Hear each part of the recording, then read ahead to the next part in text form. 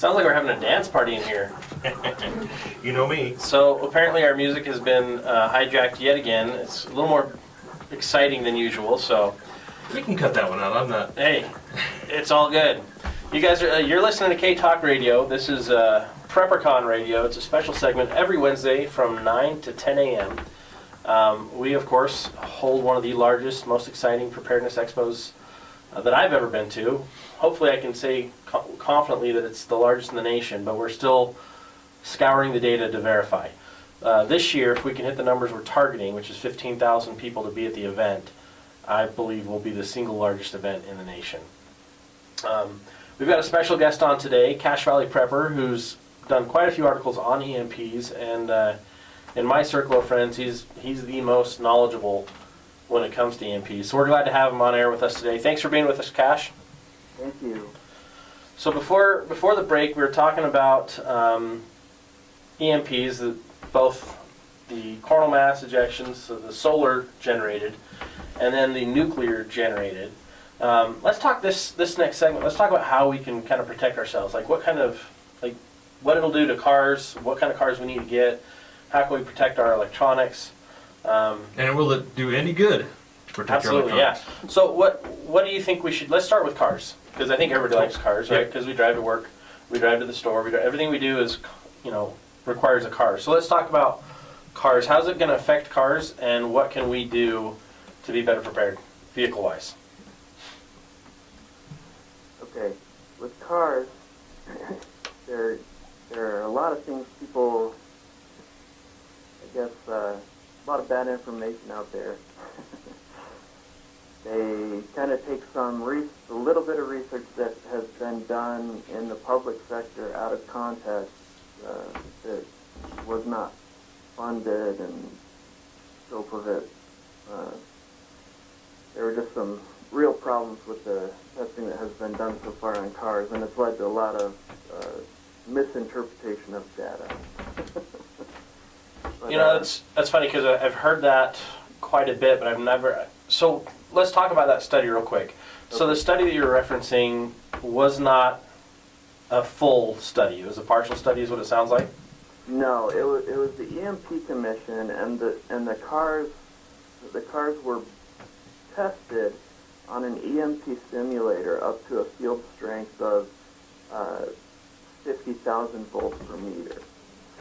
And the cars were borrowed. The study was unfunded, so they were borrowed from other branches of government. And if they broke a car, they were responsible for the car. So the testing was, as soon as a car had any glitch whatsoever, it was stopped. Right, they didn't want to have to fix the cars. Exactly. So the field strength was gradually ramped up to that 50,000 volts per meter, but it never got to that point with most of the cars that did break because they stopped the testing. Interesting. So what will or what could happen to vehicles is still a great unknown. It's a huge unknown, and also that 50,000 volts per meter field strength number is pretty ambiguous because that was based on data taken from the Starfish Prime nuclear shot, and what's known in the public domain about it. The military is a totally different animal. They know far more. They have well-funded studies about EMP, but that's so I've read this EMP Commission report as well, and basically, essentially, what it says is that it's not likely that there will be much, if any, damage to vehicles during the EMP. Is that correct? Well, yeah, I believe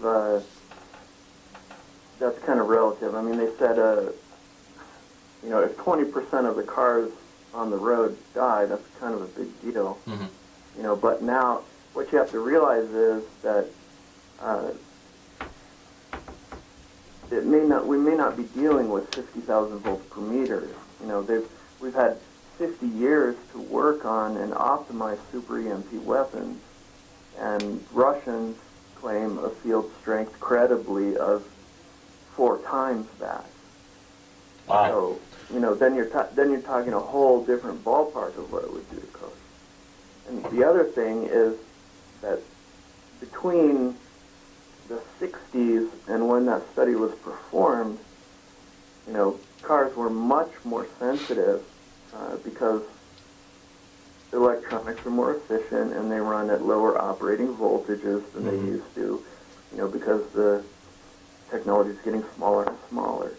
And Which makes them more microelectronics sensitive to they're damage. damaged by lower voltages.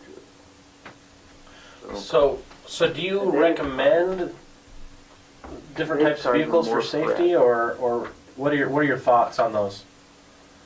Well, it's not a black and white issue like everybody likes to simplify things. We get confused by large amounts of data. It's how our minds work. So we try to turn it into look at the extremes and turn it black and white. But there's so many factors. A car could be totally untouched because it was shielded by something. A metal building was aligned, the direction it was parked. There was a mountain in the way. There's so many different things that could affect the equation. But what they kind of miss is it's not going to matter if there's no electricity to pump gas and refine oil and. Absolutely. Right. Kind of my thoughts on that were, of course, obviously the newer the vehicle, the more electronics it has in it, the more subject it is to, or susceptible it is to damage. And obviously, as you get older into the 70s, most likely you wouldn't have any damage from any EMP, regardless of how strong that EMP is. Does that sound correct? More or less. You'd have less damage is all we can really say. Because the Russians in the 60s did a test right after our Starfish prime shot in Kazakhstan, and they were much better prepared. They knew about the EMP. They had properly calibrated instruments, and they energized some buried wire and overhead telecom wire and put instruments on it. And so they got all kinds of data that we didn't get because right after that, we banned high-altitude nuclear testing. Oh boy. So, but during this Russian nuclear test, I believe it was 62. I'm sure someone will correct me if I'm wrong. No, I think you're close enough. But in that test, even some diesel gensets that were pre-World War II diesel were knocked out. So and we don't even know by what mechanism they were broken. Interesting. So the reality is all vehicles are susceptible. Anything with electronics is susceptible, but really more importantly than what vehicle could survive or not is where are you going to get your fuel after it happens? Because everything's on electronic pump. Fuel is delivered either by pipeline or tanker, bringing it to your neighborhood, right? Those are going to be disrupted with an EMP. And so sounds like bicycles are a really good option. Horse and buggy are a really good option. Yeah, do we really need to do anything and just kind of let it happen and be prepared to walk and ride a bicycle? No, it's not that extreme because, it could be, we like to think of EMP as it's going to affect the whole planet, but we may not get the global hit from the sun. It might just be one little portion of Canada. Yeah.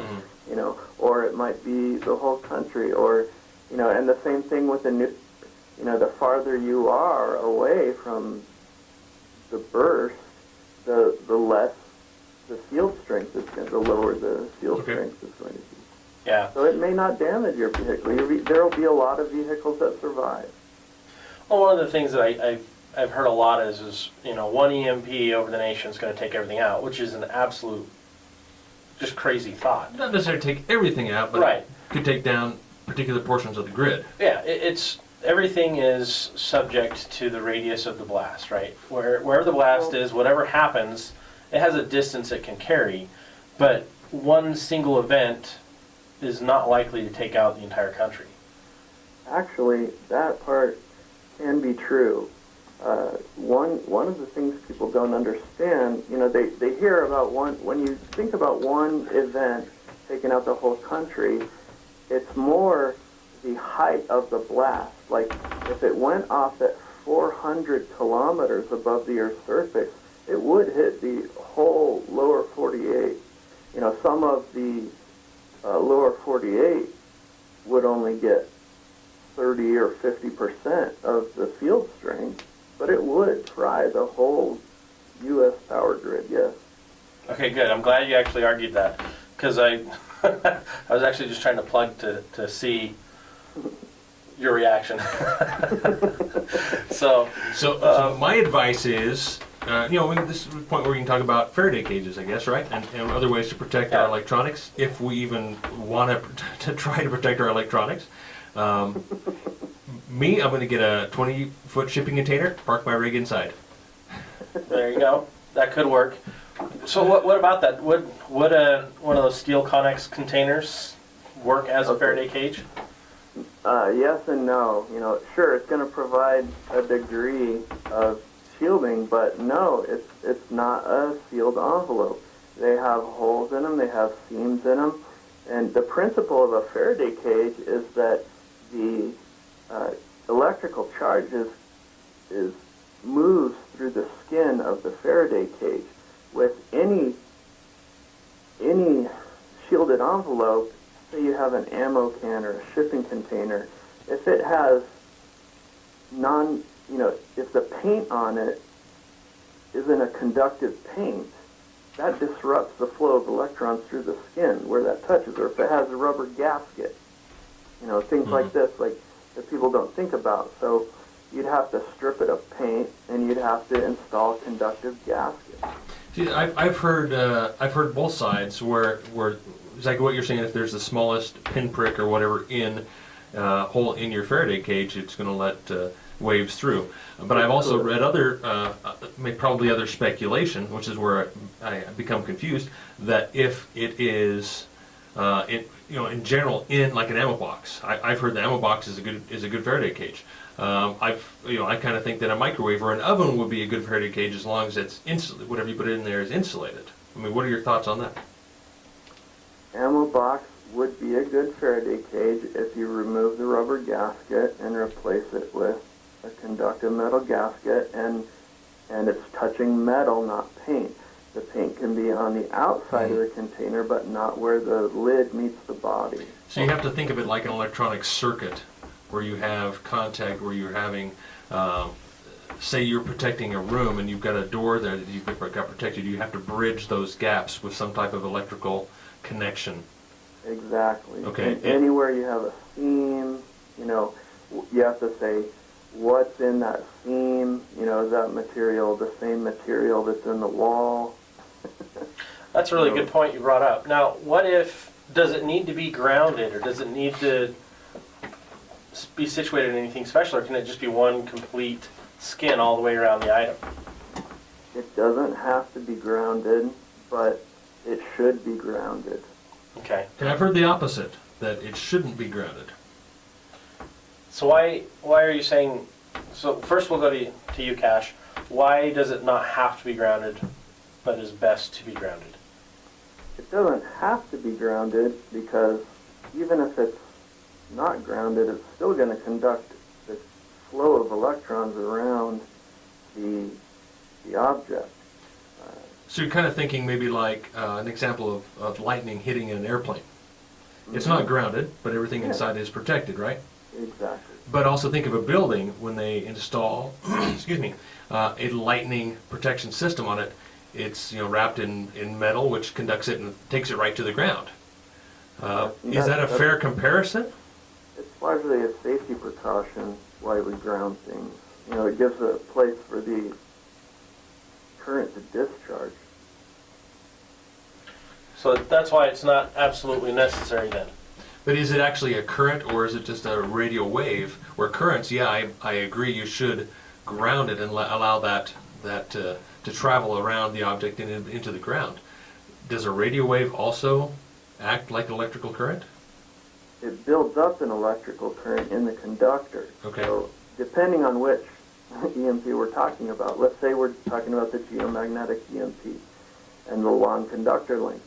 The longer the conductor, the greater the voltage that builds up. Does that Okay. make sense? That makes sense, yeah.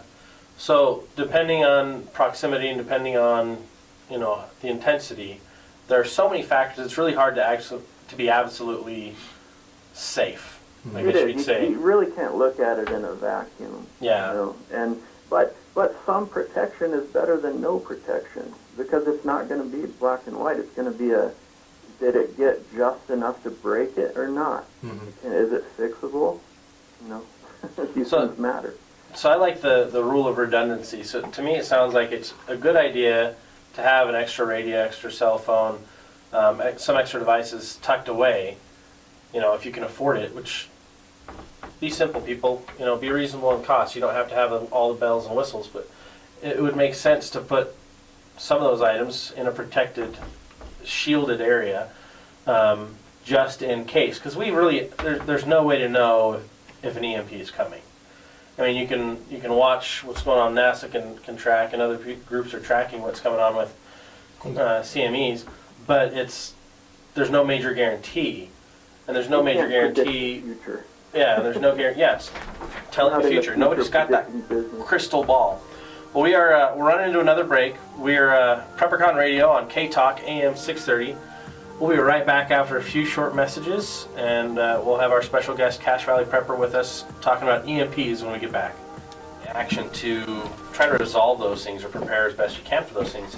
My philosophy is I just try to get ready for anything that could happen. My goal is complete self-reliance in the future, and so if I can get myself closer and closer to that now, then there's really nothing to worry about in the future. I totally agree.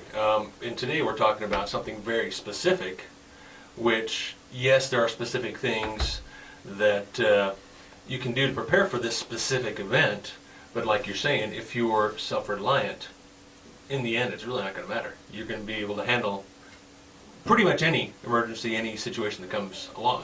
Absolutely. We have a special guest. Let me bring him on the line. Oh, we just lost the call. We have a special guest who will be calling right back.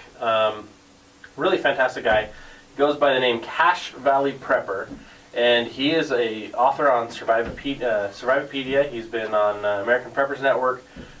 Writes for a lot of different preparedness and survival magazines, bulletin groups.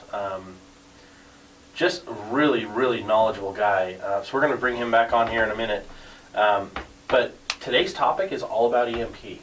We want to talk about the truths about it. We want to talk about some of the myths, kind of dispel those myths, because there's a lot of garbage information on the web. Everyone thinks, I'll just search EMPs on the web and they'll read the first article they find, and oftentimes it's filled with misinformation. Yeah, it's very confusing at times. I find information that says one thing and then another page that says the absolute opposite. Exactly. So it's hard to know what to believe, and that's true in not just in this particular instance, but in prepping in general. There are a lot of false information out there, a lot of bad information, and a lot of unproved information that's just pure speculation. Absolutely. Let's go ahead and bring our caller back on. Hey, Cache Valley Prepper, are you there? I'm here. Sweet. Fantastic. Thanks for taking the time to be with us today. We really appreciate you. Thank you. So we gave a little bit of background about you. You've written for Survivopedia, American Preppers Network. How long have you been writing and contributing to the world of prepping? Oh, I guess I've been writing into prepping really full-time for about 5-6 years now, probably. Full time. Wow. Fantastic. That is really rare for somebody to be able to go full-time in prepping. That's awesome. Quite an accomplishment. So Yeah, we're we still really working on appreciate it. you being here. Well, thank you. So tell us, let's talk, just jump right into EMPs. Okay. Tell us, first of all, for our listeners, those that are listening, if you're having trouble hearing us, hop on our app, or download the app on your phone, or you can go to k-talk.com and stream live. We are taking calls. The number is 801-254-5855. We've got Cache Valley Prepper. He goes by Cache. tell us, Cash, what is an EMP, first of all? Well, an EMP is basically a supercharged radio wave, I think is probably the easiest way to think of it. And what does it do, or what does it take to actually have one of those go off? Well, they can be caused by the sun in what's called a magnetohydrodynamic EMP, or a geomagnetic event. Okay. Maybe better known as a coronal mass Yeah, ejection. CME, coronal mass ejection, is what causes it. That's the natural cause of EMP. One of the main natural cause of EMP that we're concerned with. But it can also be caused by nuclear weapons detonated high in the atmosphere, and it's really important to differentiate between the two, I think. That's probably something a lot of people probably miss out on and need to be corrected. Yeah, I would agree with that. I remember, well, I don't remember, I wasn't there. I actually read an article about I remember reading an article. I think it was a CME, that actually took out the telegraph. Yeah. Like, it was early in the... 18. Yeah, it was Yeah, that'd probably be the 1870s. Harrison event in 1852. Or 52, yeah.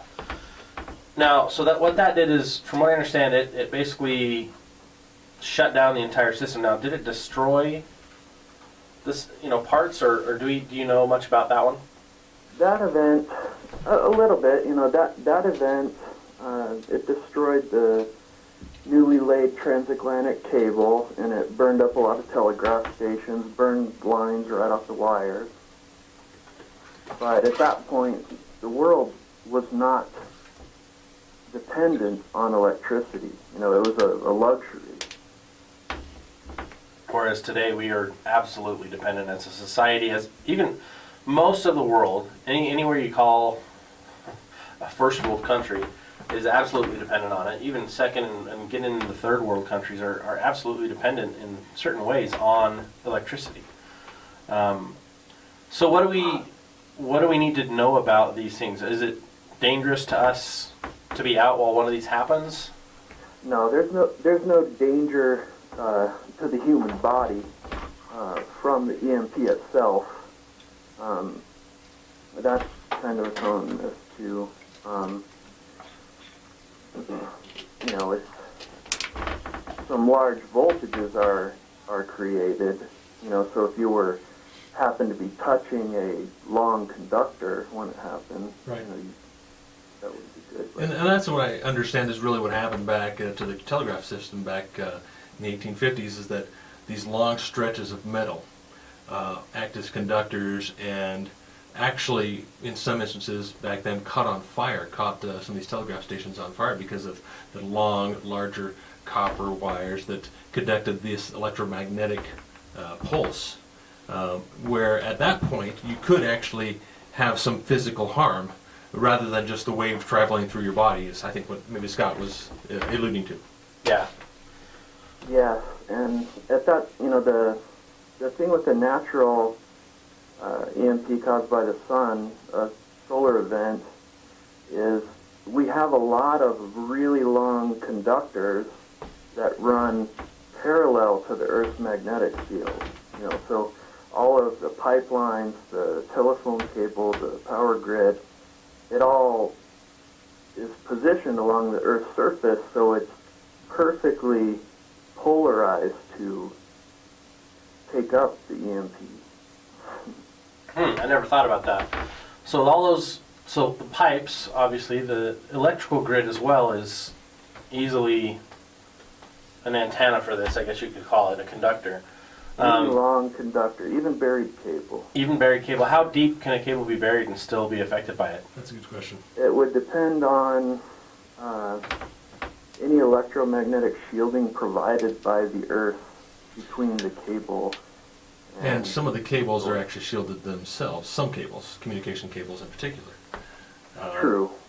But what I also understand is that, say you're in a metal building of some sort, that can act as a Faraday cage. We'll talk about that a little later. But these large beams and so forth can act kind of like as conductors so you should get some distance away from any type of metal building, metal structure, if there is, like you say, a high altitude nuclear detonation, or we're expecting a coronal mass ejection. Well, one thing, a metal building would really have to have extensive modifications in order to provide Faraday cage shielding effect for electronics, because a hole as small as a quarter inch could cause a leak in the shielded envelope at certain frequencies that could damage electronics. Okay, 'cause I've heard that a lot of these electronics will survive because, say, they're stored in a large metal warehouse. For a distribution warehouse, something like that, like a Walmart warehouse, something like that, where this large metal building, and then the electronics themselves are in their cardboard packaging, so there's some insulation around the device itself. So those electronics would survive. What's your opinion on that? Absolutely. If they're also inside a static bag, which is another layer of EM shielding. Which I guess in some cases your phone does come in kind of a static bag, but not all the time. Most oftentimes not. Yeah. So not all the time. So let's jump back a little bit. I think we're going a little too fast for myself as well as some of the listeners here. So we started talking about coronal mass ejections, and let's jump to high altitude nuclear EMP. Can you explain to the listeners what that is in the last couple of minutes before we go to break? Sure. It's caused by a nuclear weapon detonated above about 25 kilometers to 40 kilometers, and it produces a high-energy EMP multipulse.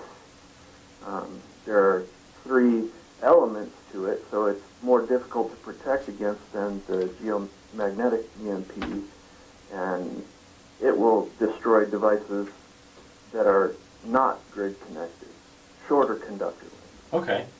So will it take out the grid as well as the non-connected elements? Yes, the E3 component of, 2 parts. That depends. Normally in a standard nuke, the E3 component created by the fireball of the nuclear explosion, that is most like the geomagnetic EMP caused by the sun. So an E3 is essentially a type of radio wave, is that? E3 is one of the 3 types of energy given off by a EMP energy given off by a high altitude nuclear explosion. Gotcha. Okay. We So call them E1, E2, and E3 to differentiate, because you have to take different measures to protect against each one. So E1, E2, are they as big of an issue for us as E3, or do they all just have different problems that they cause, or what's the situation there?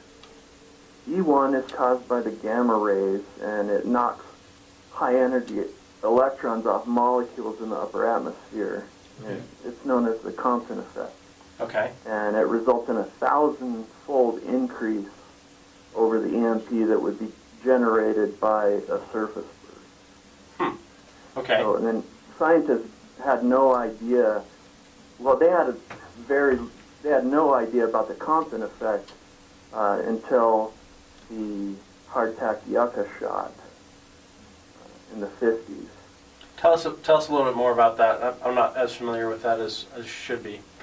In our nuclear testing, how we became aware of EMP is that during the hardtack series of nuclear shots, we sent up the yucca shot, which was lofted, a small nuke, lofted into the atmosphere on a balloon, and it got up to about 80,000 feet or so, where they detonated it, and that was the first time that they experienced EMP, and they thought the instruments weren't calibrated for it because it was so huge.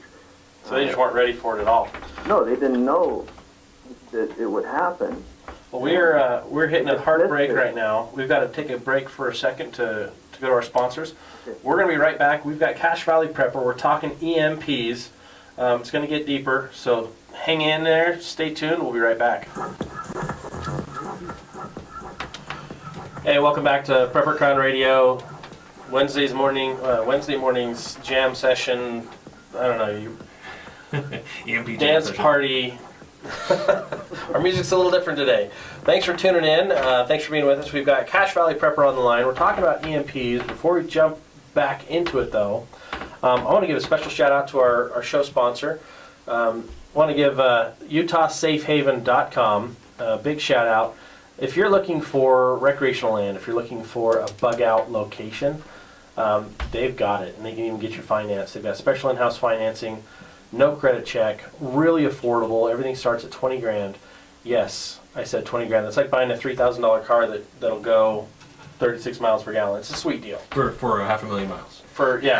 And it's, check it out, UtahSafehaven, HAVEN.com. They're also going to be at PrepperCon. PrepperCon is April 15th and 16th. Southtown Expo Center here in Sandy, Utah. And we are still looking for volunteers and vendors. Right now we've got about 112 vendors set up for the event, and we're still looking for about 50 more. So if you want to get involved, go to PrepperCon, that's PrepperCon.com. You can be a sponsor, a vendor, and we're a volunteer. And if you're ready to buy tickets, just hop on and buy tickets. We're ready for you.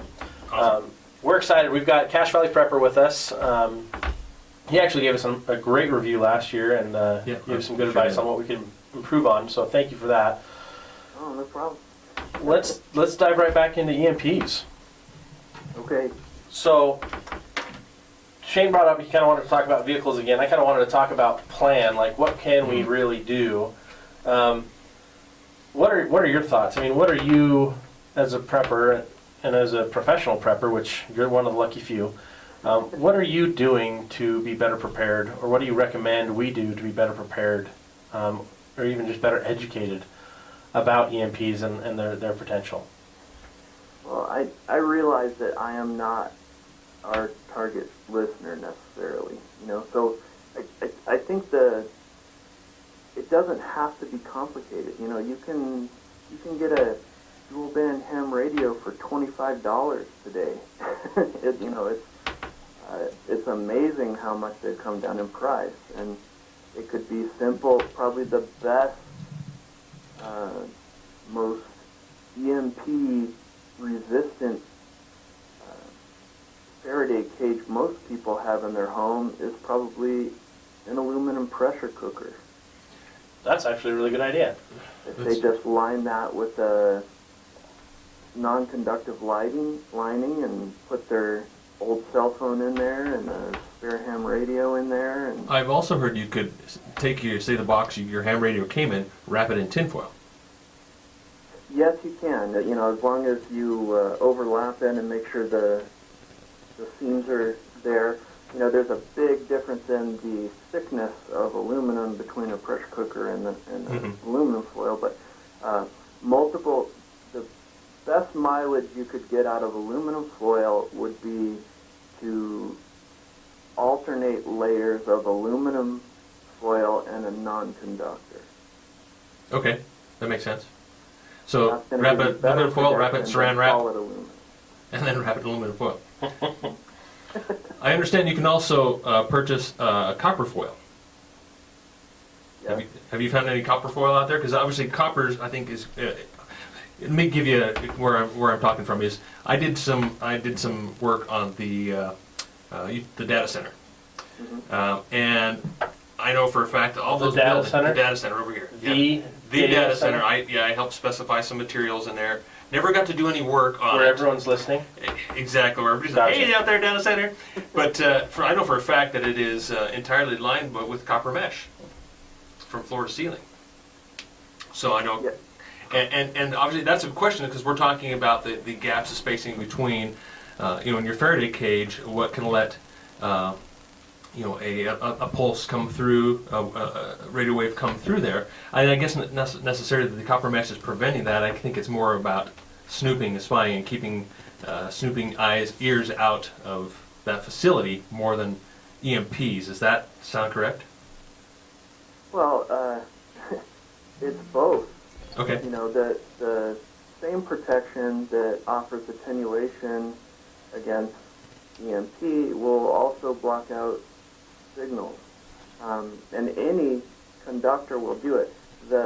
For EMP, the thing is that if you use a mesh, it needs, like, say you wanted to have some windows, say your shielded envelope is a whole building and you want to let some light through, it needs to be 20 opening per inch or smaller mesh. Okay. And that'll get all of the wavelengths that are damaging to microelectronics. Okay, here's another question I had for you. I've read differing opinions on, say, underground bunkers, the depth that you would need to be underground to protect yourself from an EMP. I've heard from as little as a few feet to as much as 30, 35 feet of soil, and it probably depends on the density, whether it's rock or just soil, whatever it is. What's your opinion on that? Well, you have to keep in mind the requirements for the shielded envelope. And you have to look at that medium and, you know, what's the soil made of, how much EM shielding is it going to provide. Can I try to debunk the bunker idea here real quick? Of course. Yeah. You have to have an air source. Every bunker I've seen has a 3 to 6 inch pipe, PVC, whatever. PVC pipe coming straight out of the ground. Most of them have 2 or 3 of those pipes coming straight out of the ground. A lot of them also have a radio line coming up so they can connect to radio waves. Now, wouldn't those holes with the PVC pipes or the radio line be problematic? Because that radio line goes directly through the shielded item, directly into your electronics inside that item. Does it work that way? Would it follow a wire into a bunker? Problematic, yes. Impossible, no. You know, you can put surge arresting and protection equipment on lines that penetrate the shielded envelope, but it has some very specific requirements to do that. Most surge protecting equipment will not, the relay that kicks in the surge arrest is not fast enough to stop the E1. Right. It happens in a, you know, just a... It's meant more for an electrical current than a radio wave. Right. Well, both. Okay, okay. But yeah, anything that penetrates the shielded envelope is going to it's going to create a problem. And yes, if you run a line into a conductor into the shielded envelope, yes, it could potentially conduct a charge into the house's circuitry. Okay, so find a cave, block off the entrance for your temporary shelter for the CME or for the nuclear blast that's coming, right? And just be in there temporarily with your electronics, and then you're fine. Okay. If you're building an underground bunker, you can afford a little bit of conductive gaskets and surge arresting gear. Okay. Absolutely. I think for everybody that's listening, the number one thing you need to be doing is really get back to the basics of self-reliance. You know, we don't know when, because there's always a chance an EMP is going to strike. We don't know when something bad's going to happen, whatever it may be, whether it's an EMP, whether it's the economic collapse. I mean, we all have our theories of what's coming first, but I think everything comes back down to just redundancy, basics, self-reliance. Grow a garden. Start producing your own food, producing your own usable, you know, clothing. If you know how to sew, get even better at it. If you don't know how to sew, learn how to sew. You know, start doing the things that we used to do daily 20, 30 years ago, 40, 50 years ago, even better. Absolutely, because EMP is not going to fry you to death. It's going to kill you the old-fashioned way through starvation and disease. Absolutely. And So, yeah, that's one thing that I preach on a regular basis is change the way you live now to the way we'll live in the future. Absolutely. I think that's really wise words. We need to get back to how it used to be, because that's how it's going to be. Yeah. Well, but less than 2% of the population is involved in any kind of food production. Mm-hmm. Wow. That during the Great Depression, it was 50%. Well, it was 25%, and In the cities, right, and equal 50%. another, just as many people had parents who did, so they were able to get trained in gardens going. So 50% was the population was able to make some sort of contribution and pull us out. Today with 2%, that would not happen. And people are going to be starving on the streets. I mean, the other issue is water. Everyone's so dependent on a grid system pumping water. All the water pressure we have for our wonderful shower every morning, thank you electricity, thank you grid. If anything disrupts that, goodbye water supply. So you better be stockpiling water, storing water safely. And let me throw another wrench into the system here. If the grid goes down and we have 99 nuclear electrical generating facilities around the country, they will no longer have the ability to cool their cooling ponds. And you're looking into meltdown at that point. Won't that be fun? So if you live near a nuclear facility, you might want to consider moving away. There you go.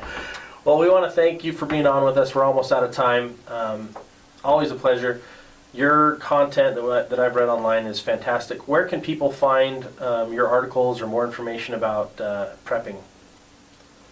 Oh, they can friend me on Facebook. They can follow me on Facebook. They can like the Survival Sensei Facebook page. That's my company.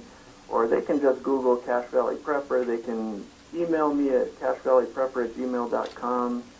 But if they just Google me, my articles will come up. Awesome. Well, thank you for being on with us today. We really appreciate you. We'll be talking to you again soon. Oh, obviously, we talk all the time. But we will look forward to seeing you over. Are you going to be making it out again for PrepperCon this year? Absolutely. Thanks so much for having me. Oh, thank you. We appreciate you. We love having knowledgeable, amazing guests on. We try to have the best show we can possibly have for you, the listener, to be informative and get you the right information. Thanks for tuning in this week to PrepperCon Radio on K-Talk. Thank you, K-Talk, for having us host this show. And stay prepared, everybody. See you next week.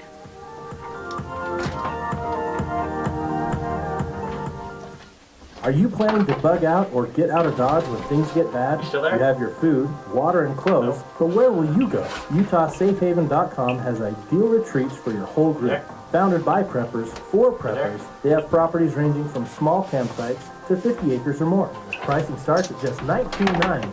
And the best thing, everyone qualifies to purchase with in-house financing and no credit check. Call Utah Safe Haven today at 435-315-8346 or online